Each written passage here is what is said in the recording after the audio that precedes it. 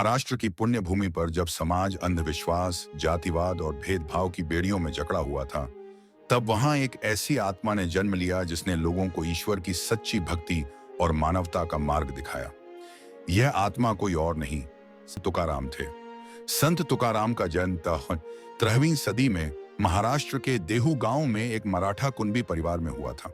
उनके पिता का नाम बोलो मोरे और माता का नाम कनुबाई था। परिवार साधारण था, पर भक्ति की जड़ें गहरी थीं। तुकाराम बचपन से ही शांत स्वभाव के थे और भगवान विट्ठल की भक्ति में रमते रहते थे।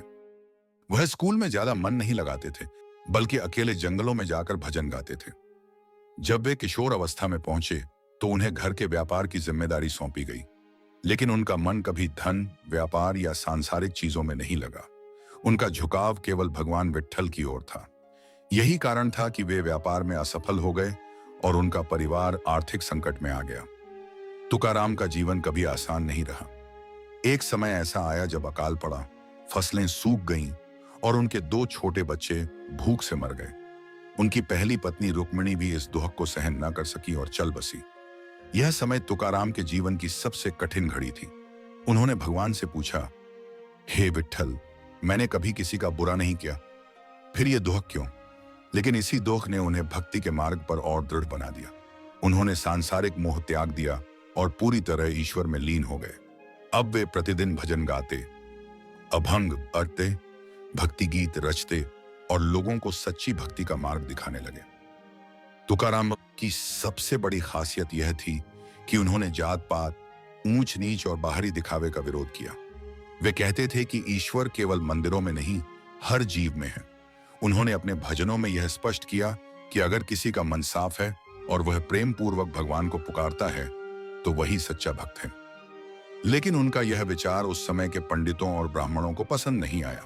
वे तुकाराम पर आरोप लगाने लगे कि एक शूद्र होकर वे भगवान के नाम का प्रचार कर रहे हैं जो धर्म के विरुद्ध है। उन्होंने तुकाराम के अभंगों को अपवित्र घोषित कर दिया और आदेश दिया कि उन्हें नदी में बहा दिया जाए। यह आदेश सुनकर तुकाराम चुपचाप अपने अभंगों को लेकर इंद्रायणी नदी पर गए और उन्हें बहा दिया। लेकिन यह देखकर गांव के कई लोग रो पड़े। वे जानते थे कि तुकाराम के शब्दों में भक्ति, सच्चाई और आत्मा की पुकार है। कहते हैं कि कुछ ही दिनों में वह सारी पांडुलिपियां नदी से वापस बहकर उसी जगह पर आ गईं जहां तुकाराम ने उन्हें बहाया था, सूखी और अक्षत। यह घटना मानो ईश्वर की तरफ से यह प्रमाण थी कि तुकाराम की भक्ति सच्ची है।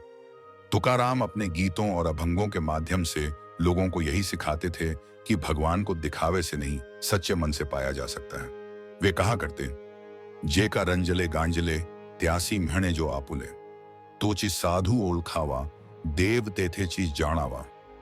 जो दुखी और पीड़ित हैं उन्हें में जो अपना माने वही सच्चा संत है। ईश्वर भी वही है।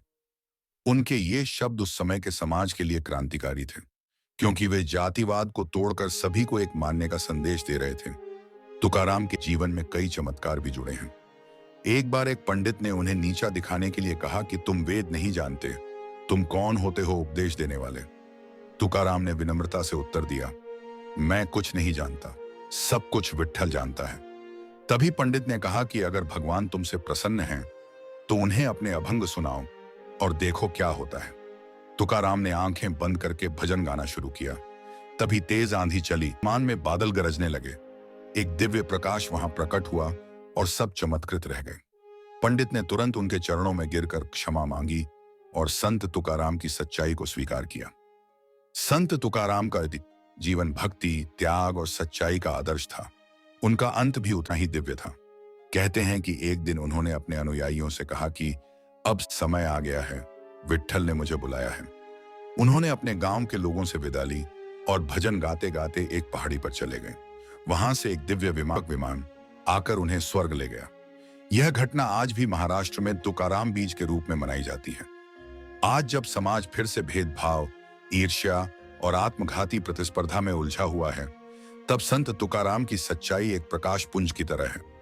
उन्होंने हमें सिखाया कि धर्म का सार केवल किताबों में नहीं बल्कि व्यवहार में है। भगवान को पाने के लिए दिखावा नहीं, सच्चा मन चाहिए। सभी इंसान एक समान हैं, चाहे वे किसी भी जाति या धर्म के हों। संत तुकाराम का जीवन यह सिद्ध करता है कि सच्चाई, प्रेम और भक्ति की शक्ति हर बाधा को पार कर सकती है। उनका संदेश आज भी उतना ही प्रासंगिक है जितना उस युग में था। हमें जरूरत है तो बस उनके बताए मार्ग पर चलने की। तुका म्हणे धावा, विठ्ठल नाम गया, दुख सारे विसरा, प्रेम वाटाया। तुकाराम कहते हैं, भगवान विठ्ठल का नाम लो, सारे दुख भूल जाओ और प्रेम की राह पर चलो।